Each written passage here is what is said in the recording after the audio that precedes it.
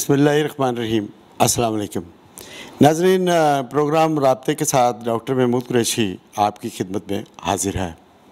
آج جس شخصیت سے آپ کو ہم ملانے جا رہے ہیں، یہ حکومتی ایک بڑے عہدے پہ بھی تعینات ہیں اور اس کے ساتھ ساتھ یہ فلاحی کاموں میں بہت آگے ہیں۔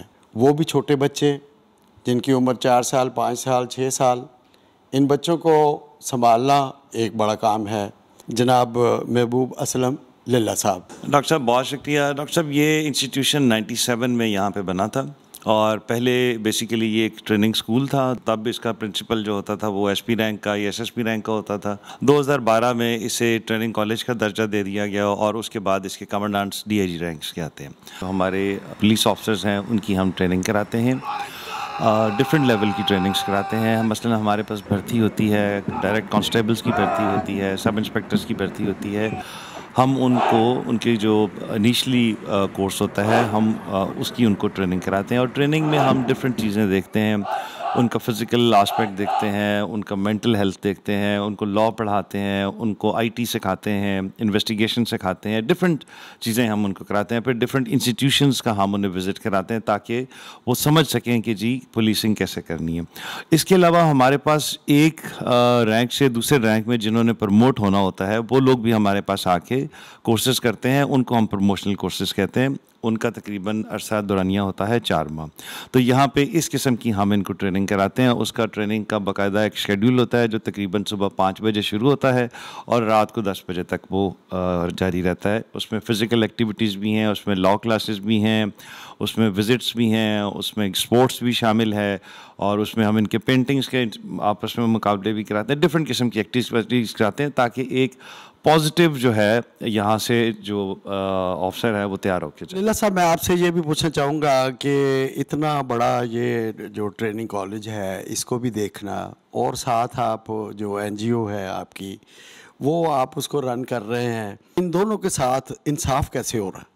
دیکھیں ڈاکٹر صاحب، بڑا امپورٹنٹ کوسچن ہے۔ میں نارملی 9:30 بجے تک آفس آ جاتا ہوں اور 9:30 سے لے کے شام 6 ساڑھے 6 بجے تک، جب تک ان کی ایوننگ ایکٹیویٹیز ہوتی ہیں میں ساری خود پرسنلی مانیٹر کرتا ہوں۔ اس کے بعد جہاں تک فاؤنڈیشن کا تعلق ہے، میں being a government servant I am not part of the foundation. میری وائف اس کو رن کر رہی ہیں اور آئی ایم جسٹ سپورٹنگ ہر۔ اور سپورٹ کرنے کے ڈفرینٹ طریقے ہوتے ہیں۔ مثلاً ابھی آج آپ کے وساطت سے اگر یہ لوگوں تک بات جا رہی ہے کہ ابھی ماشاء اللہ ہمارے پاس ہمارا اپنی ذاتی رہائش جو ہے وہ کیولری گراؤنڈ میں ہے، اور یہ ہم نے 5 گھر لیے ہوئے ہیں کیولری گراؤنڈ میں ہی، جہاں پہ 100 سے زائد اب ماشاءاللہ یتیم اور لاوارث بچے ہیں۔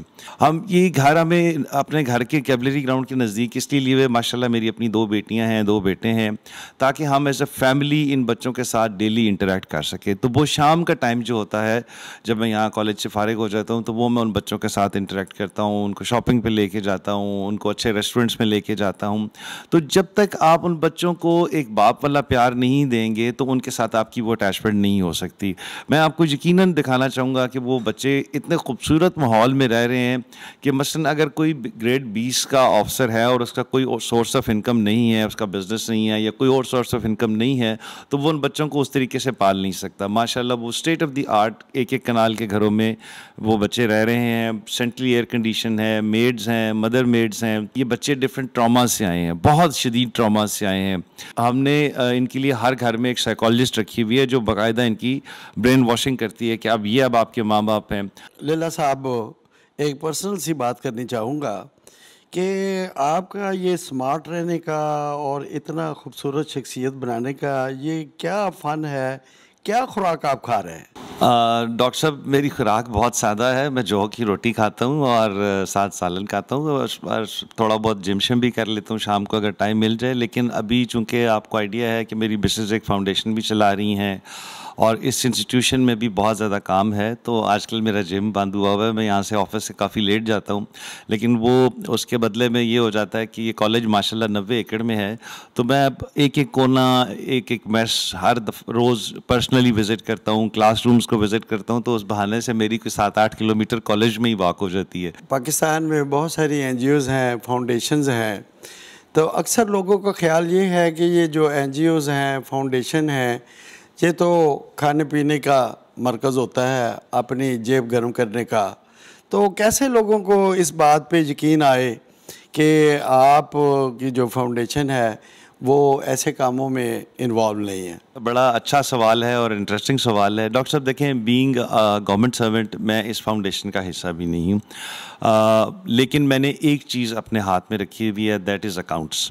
हमारे पास अकाउंटेंट है, सब अकाउंटेंट है। नॉर्मली ऑर्गेनाइजेशन साल में एक दफ़ा ऑडिट करती हैं, हम साल में 2 दफ़ा इंटरनल और एक्सटर्नल ऑडिट कर चुके हैं। दूसरा, मैं पब्लिकली, मुझे नहीं पता कि किसी भी ऑर्गेनाइजेशन ने आज तक ये बात की है या नहीं की, लेकिन मैं आपके फोरम से, हर फोरम पे मैं पब्लिकली ये बात कह रहा हूँ कि भले आप हमारे डोनर हैं या नहीं हैं, कोई भी शख्स आके हमारी फाउंडेशन को ऑडिट कर सकता है। बिल्कुल anybody is allowed and come and audit the foundation. कि हमने कोई 1 रुपया, आप मेरे घर तशरीफ़ लाएंगे, मेरे घर में आपको नज़र आएगा कि थोड़ा खाने पीने के मामले में, और मैं बड़ा थोड़ा सा लेविश हूँ, मेहमानदारी मेरी बहुत ज़्यादा है, लेकिन वहाँ पे अगर 1 रुपया भी फालतू खर्च हो तो मैं चीख पड़ता हूँ कि ये लोगों के पैसे हैं, हमने सिर्फ इन बच्चों पे लगाने और कहीं नहीं लगाने। तो बाकायदा हम 10 दिन के बाद मैं अकाउंटेंट और सब अकाउंटेंट के साथ मीटिंग करता हूँ, और कोई भी बंदा मसलन आज आप जाते हुए मुझे 5,000 रुपये दे के जाते हैं कि महबूब साहब ये फाउंडेशन के लिए मेरी तरफ से है। आज से 3 साल बाद आप अगर मुझे पूछेंगे कि महबूब साहब 30 अगस्त को मैंने आपको 5,000 रुपये दिए थे, उसका हिसाब चाहिए। आपको भी हिसाब मैं दूंगा और अल्लाह को भी हिसाब मैं दूंगा।